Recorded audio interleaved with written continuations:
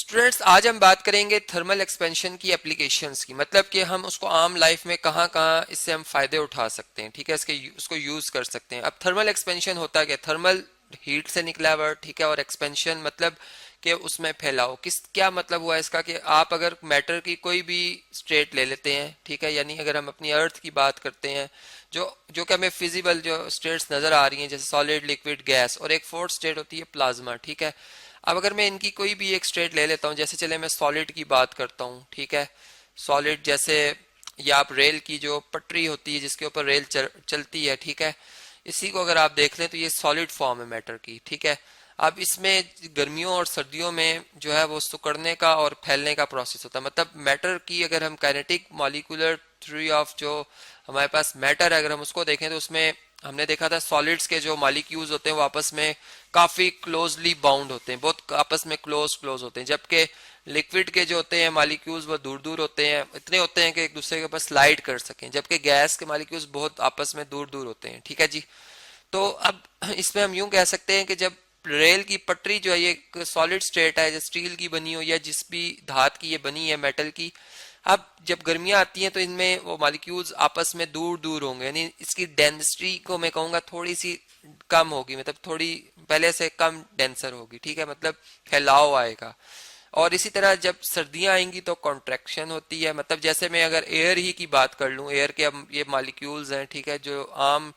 मतलब मैं यूं बात कर सकता हूं कि गर्मियों में ये आपस में दूर दूर होते हैं, मतलब थोड़ा सा हम ये कहते हैं डेंसिटी जो है वो एयर की थोड़ी क्या हो जाती है, कम हो जाती है, जबकि सर्दियों में वही एयर के मॉलिक्यूल्स आपस में कॉन्ट्रैक्ट हो जाते हैं, मतलब काफी क्लोज क्लोज आ जाते हैं, ठीक है, इसलिए वो डेंसिटी जो होती है एयर की वो इंक्रीज कर जाती है। तो इस तरह अब हमने एक्सपेंशन अगर देखनी है तो एक्सपेंशन मतलब गैसियस फॉर्म में से मैंने एयर की एग्जांपल दी, ये भी एक है। और इस तरह से अगर हम यहाँ पर देखें तो ये मैंने आपको रेल के पटरी की जो एग्जांपल दी। अब लिक्विड्स में भी ये होती है। अगर लिक्विड में कैसे होगी जी? लिक्विड में जैसे हम मरकरी की बात करते हैं, ठीक है, या अगर वाटर ही की बात कर लें तो हम जानते हैं कि जैसे जैसे हम टेम्परेचर बढ़ाते हैं तो वाटर बॉयल करता है, मतलब ये अपना लेवल थोड़ा सा अप करता है। अब वो क्यों करता है? इसके मॉलिक्यूल्स चूंकि वो आपस में दूर दूर हो जाते हैं, उनकी जो मतलब जो आपस में पहले क्लोज थे, अब वो एनर्जी इतनी आ गई है कि वो एक दूसरे से थोड़े दूर हो जाते हैं, वो फोर्स जो कि इनको जकड़ के रखती है वो थोड़ी कमजोर पड़ जाती है, ठीक है। तो यहाँ पर मैं ये कह सकता हूँ कि ये हमारे पास जो मॉलिक्यूल्स हैं, वाटर मॉलिक्यूल, अब मरकरी की बात मैंने इसलिए की है कि इसकी तो डेंसिटी ज्यादा होती है, मतलब कि वाटर से इसकी डेंसिटी जो होती है वो तकरीबन 13.6 टाइम्स ज्यादा होती है, ठीक है। अब हम ये बात करते हैं कि मरकरी जो है, जब हम इसको थोड़ा सा मतलब थोड़ा सा भी टेम्परेचर जब प्रोवाइड करते हैं तो इसमें एक ज्यादा रेज अप आता है, मतलब इसके मॉलिक्यूल्स जरा एकदम दूर जब फैलते हैं तो चूंकि इसकी डेंसिटी ज्यादा है तो बहुत ज्यादा मॉलिक्यूल्स एक छोटी सी स्पेस में मौजूद है, मैं यूं कह सकता हूँ, ठीक है। तो अब वो क्या होगा, जब वो एक्सपैंड करते हैं तो हमें टेम्परेचर मेजर करते वक्त बड़ी आसानी हो जाती है। मतलब हम मरकरी के जो थर्मोमीटर्स हम घरों में इस्तेमाल करते हैं जिसमें दो तरह के स्केल्स शो हो रहे होते हैं, फ़ारेनहाइट में भी और डिग्री सेल्सियस में भी, ठीक है। अब दोनों में हमने एक वो रिलेशन भी बनाया होता है कि अगर कितने मतलब कितने फ़ारेनहाइट कितने डिग्री सेल्सियस के बराबर होगा या इस तरह से, तो हम बड़ी आसानी से फिर देख लेते हैं कि नॉर्मल ह्यूमन बीइंग का जो अगर 37 जो है वो हम कह सकते हैं कि डिग्री सेल्सियस जो है अगर इसका नॉर्मल टेम्परेचर है, ठीक है, या फिर ये कितने फ़ारेनहाइट में बन जाता है उसको हम फिर कन्वर्ट करके देख लेते हैं। तो इस तरह से हमें अपने टेम्परेचर का पता चल जाता है, इंटरनल बॉडी के टेम्परेचर का, कि कहीं हमें बुखार तो नहीं, ठीक है जी। अब जब हमें ये बात समझ में आ जाती है तो फिर हमने देखा कि हम जो ये जो हमारे पास थर्मल एक्सपेंशन है जिसमें कोई भी मैटर की स्टेट आ जाए, उससे हम अपनी लाइफ में और भी बहुत से काम ले रहे हैं। जैसे मैं यूं बात कर सकता हूँ कि हमारे पास अगर ये दो मेटल ही की रॉड्स हैं, ठीक है, इनको हम आपस में अटैच करना चाह रहे हैं, ठीक है, मतलब इस तरह से इनको आपस में बहुत ज्यादा टाइट करना चाहते हैं, तो हम इनको मतलब किसी एक ऐसे बैंड से, मतलब यूं कह सकते हैं कि या किसी एक ऐसे मेटल से जो कि मेटल ही की एक स्टेट है जी, उसको बहुत हीटअप किया जाता है, ठीक है, और इनके गिर्द इस तरह से बांध दिया जाता है, और उसको फिर मतलब उस हैमर से प्रेस भी किया जाता है, ठीक है, मतलब ये आपस में बहुत क्लोज आ जाए। यानी चूंकि वो अपनी उस वक्त जब गर्म करते हैं लोहे को तो वो एक्सपेंशन की हालत में होता है, जिस वक्त सुरख हुआ होता है लोहा, और जब वो ठंडा होता है तो उसने आपस में अब कॉन्ट्रैक्ट होना, मतलब सुकड़ना है, सुकड़ता है तो वो इनको भी अपने साथ जो है वो उस पर फोर्स लगाता है और इनको भी आपस में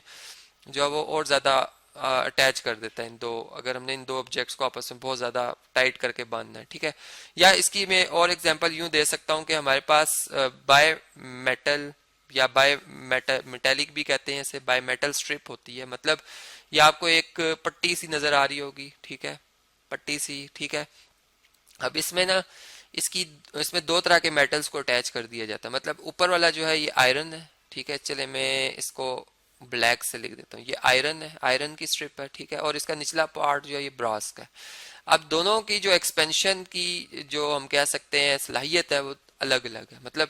कि एक कम टेम्परेचर में ज़्यादा एक्सपैंड करती है और एक कम टेम्परेचर में कम, मतलब सॉरी उतनी टेम्परेचर में कम एक्सपैंड करती है। अब होता क्या है कि ब्रास जो है वो ज़्यादा एक्सपैंड करता है, मतलब थोड़ा सा टेम्परेचर तो आयरन की निस्बत ज़्यादा एक्सपैंड करेगा। अब क्या हुआ कि जब हमने एक टेम्परेचर, जब बैटरी से इसको कनेक्ट किया स्ट्रिप को, तो यहाँ से जब वो चार्ज इसमें से पास हुआ तो इसकी एनर्जी, इंटरनल एनर्जी बढ़ी, ठीक है, जिससे वो में हम कह सकते हैं टेम्परेचर बढ़ा, टेम्परेचर बढ़ा तो इससे अब एक्सपेंशन होनी है। अब आयरन कम एक्सपेंड कर रहा है, ब्रास ज्यादा एक्सपेंड कर रहा है। इससे ये हुआ कि ये स्ट्रिप चूंकि बहुत पतली पतली लेयर्स हैं तो वो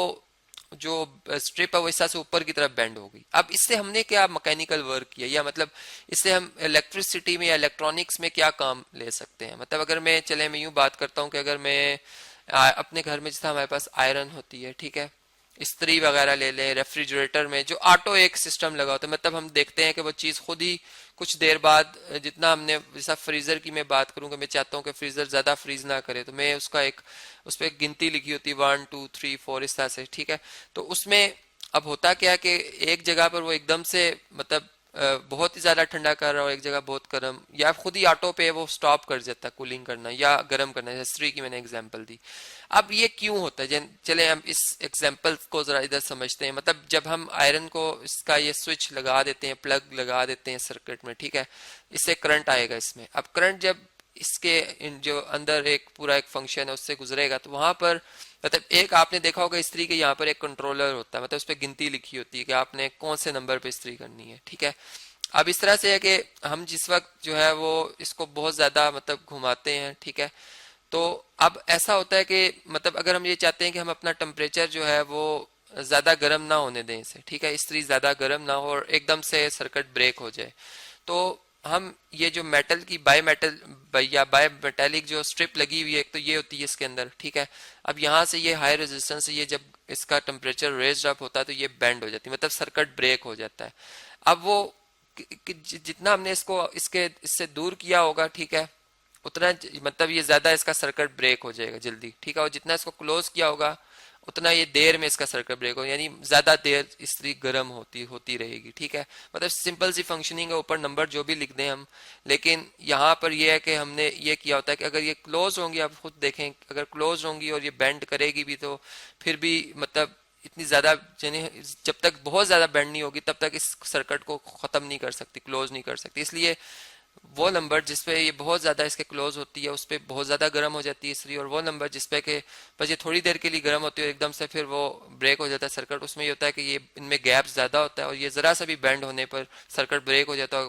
चार्ज जो जिसे हम करंट कहते हैं,